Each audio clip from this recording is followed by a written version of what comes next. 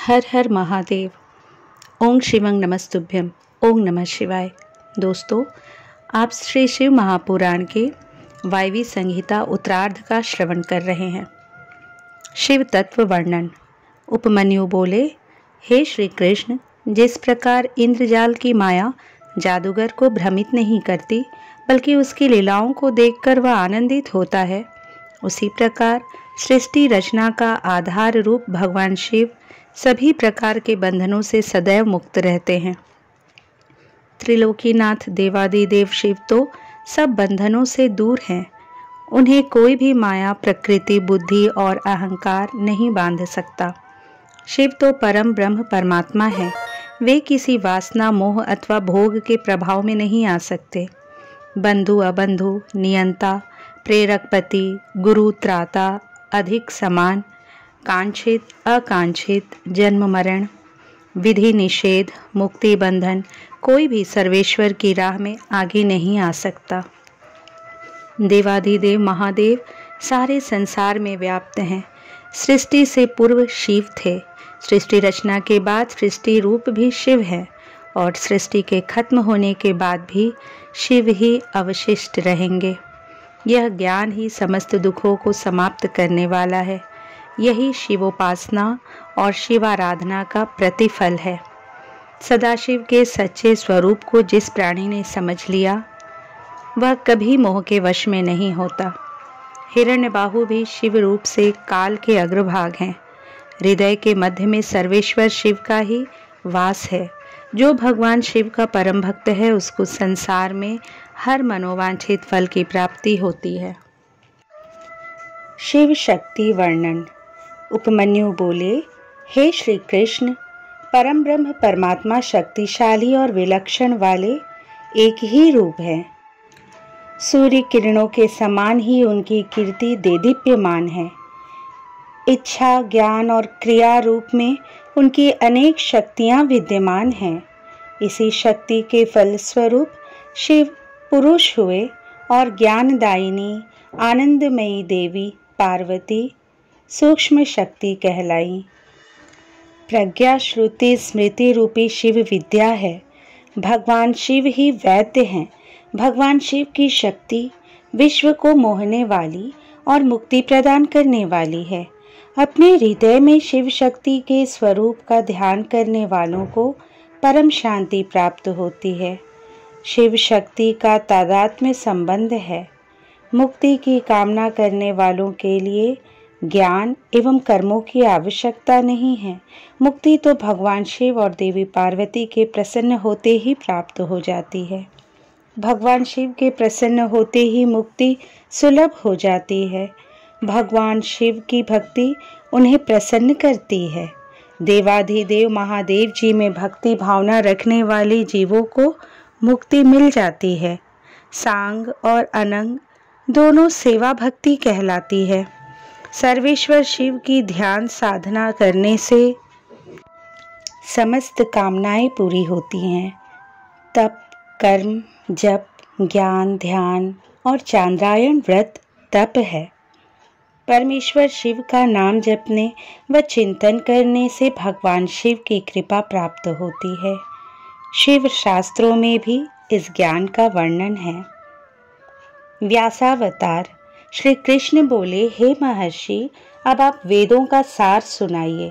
यह सुनकर उपमन्यु बोले, हे श्री कृष्ण, जब सर्वेश्वर शिव ने सृष्टि का निर्माण करने की इच्छा की उस समय उन्होंने सर्वप्रथम ब्रह्मा जी को पैदा किया और उन्हें सृष्टि रचने का उपदेश दिया। ब्रह्मा जी ने वर्ण और आश्रम की व्यवस्था की। फिर यज्ञार्थ सोम रचना की। सोम द्वारा स्वर्ग बना।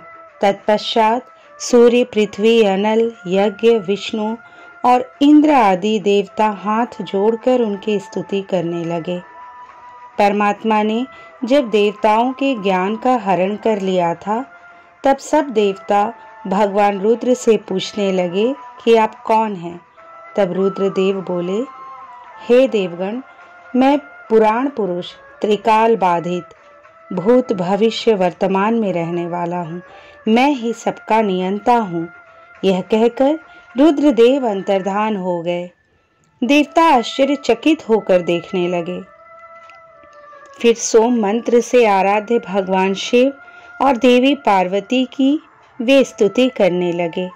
देवताओं की स्तुति सुनकर देवाधिदेव महादेव जी ने देवी पार्वती सहित उन्हें दर्शन दिए। तब अपने सामने पाकर देवता उन्हें प्रणाम करने लगे और बोले, हे स्वामी, हमें अपने पूजन का विधान सुनाइए। यह सुनकर भगवान शिव ने अपने चतुर्मुखी तेज रूप का दर्शन कराया। शिव जी का अद्भुत स्वरूप देखकर देवताओं ने शिव जी को सूर्य और देवी पार्वती को चंद्रमा मानकर अर्घ्य प्रदान किया। तब देवताओं को शिव तत्व का अमृतमय ज्ञान देकर शिव पार्वती अंतर्धान हो गए। शिव शिष्यों का वर्णन। श्री कृष्ण बोले, हे मुनिवर, मैंने सुना है कि देवाधिदेव परमेश्वर शिव हर युग में लोक कल्याण के लिए अवतार लेते हैं। इन अवतारों में उन्होंने किसे अपना शिष्य बनाया है, उनके विषय में बताइए।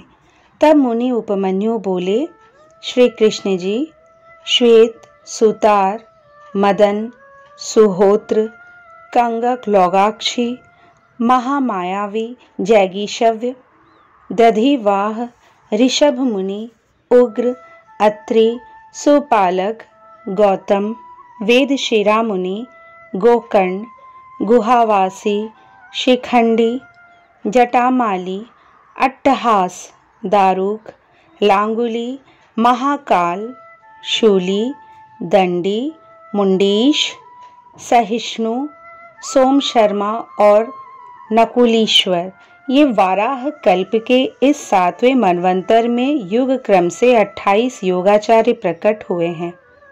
इनमें से प्रत्येक के शांत चित्त वाले 4 शिष्य हुए हैं, जो श्वेत से लेकर ऋष्य पर्यंत बताए गए हैं। मैं उनका क्रमशः वर्णन करता हूँ, सुनो।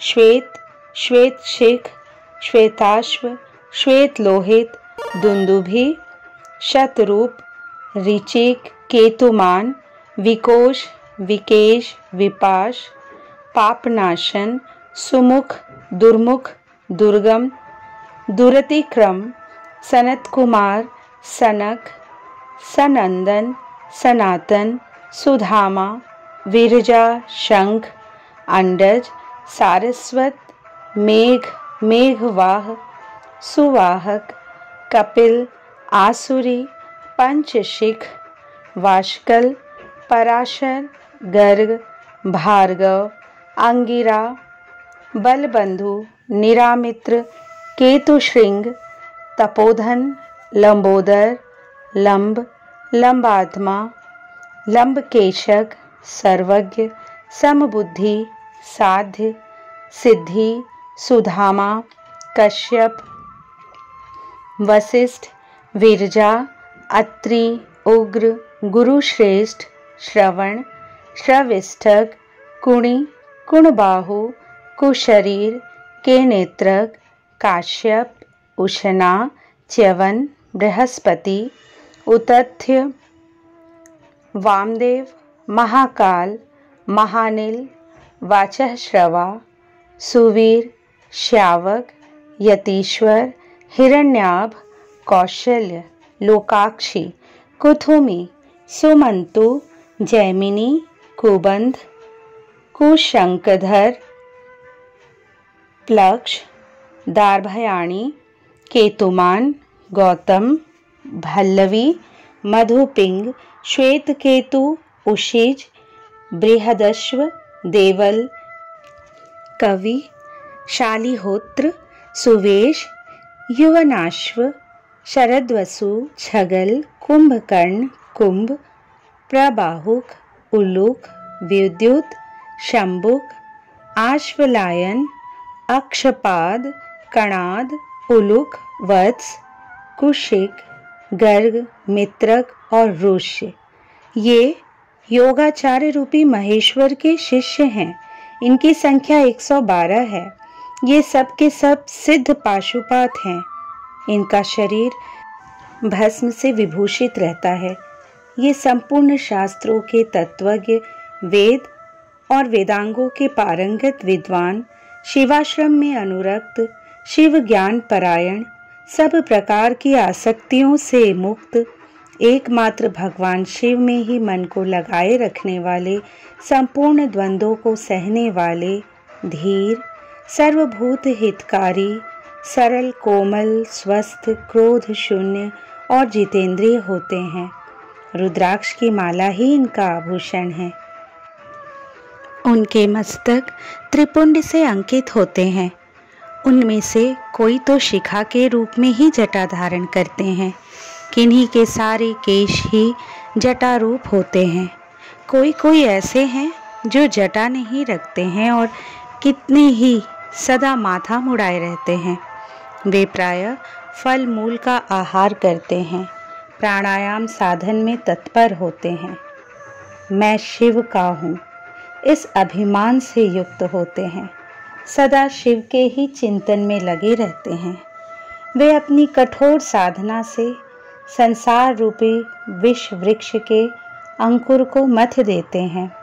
फलस्वरूप संसार बीज का ही नाश हो जाता है। इसे ही समस्त प्रकार के कर्मों का क्षय कहते हैं। ऐसे में स्थूल सूक्ष्म शरीरों के कारण हमारा शरीर भी विगलित हो जाता है। इसी को मुक्ति और मोक्ष कहते हैं।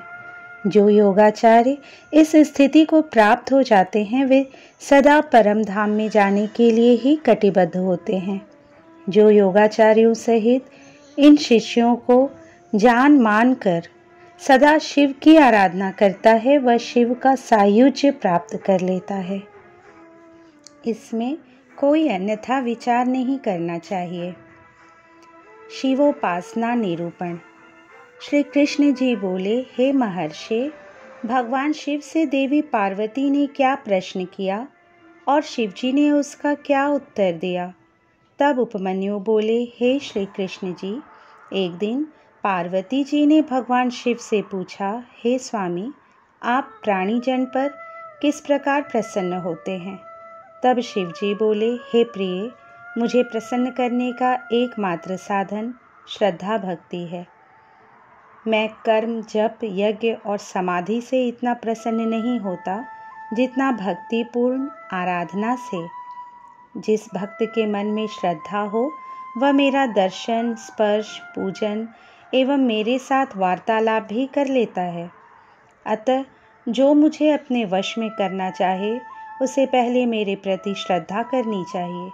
श्रद्धा ही स्वधर्म का हेतु है और वही इस लोक में सभी वर्णों की रक्षा करता है। जो अपने वर्णाश्रम के धर्मों का पालन करता है, उसी को मुझ में श्रद्धा होती है, दूसरे को नहीं। धर्म के मार्ग का अनुसरण करके विद्वज्जन की श्रद्धा भावना बढ़ती है। वे जीव जो एकाग्र चित्त होकर मेरा ध्यान करते हैं, मेरी भक्ति को प्राप्त होते हैं। वर्ण आश्रम पर चलने वाले जीव मोह माया और पापों से छूटकर शिवलोक को प्राप्त कर लेते हैं। उनकी आत्मा का उद्धार हो जाता है। सनातन धर्म के ज्ञान, क्रिया, चर्या और योग नामक 4 पद हैं। भक्ति पूर्वक साधना ज्ञान कहलाती है। 6 मार्गों से किए गए शुद्धि विधान को क्रिया कहते हैं। वर्णाश्रम युक्त विधि से पूजन अर्चन को चर्या कहा जाता है। मेरी भक्ति में अपने हृदय को लगाकर अन्य वृत्तियों का निरोध करना योग कहलाता है। निर्मल हृदय से भक्ति पूर्वक ध्यान करने से 100 अश्वमेध यज्ञ का फल मिलता है। अपनी इंद्रियों को वश में करने वाले विरक्त पुरुषों को ही ज्ञान और मुक्ति प्राप्त होती है। तप, कर्म, जप, ध्यान और ज्ञान, ये मेरे भजन के 5 प्रकार है। पूर्व वासनावश बाह्य अथवा आभ्यंतर जिस पूजन में मन का अनुराग हो, उसी में दृढ़ निष्ठा रखनी चाहिए। बाहरी शुद्धि को शुद्धि नहीं समझना चाहिए। आंतरिक शुद्धि से ही आत्मशोधन होता है। भजन बाह्य हो या आंतरिक, दोनों में ही भाव होना चाहिए। प्रेम और समर्पण के बिना पूजन निरर्थक है।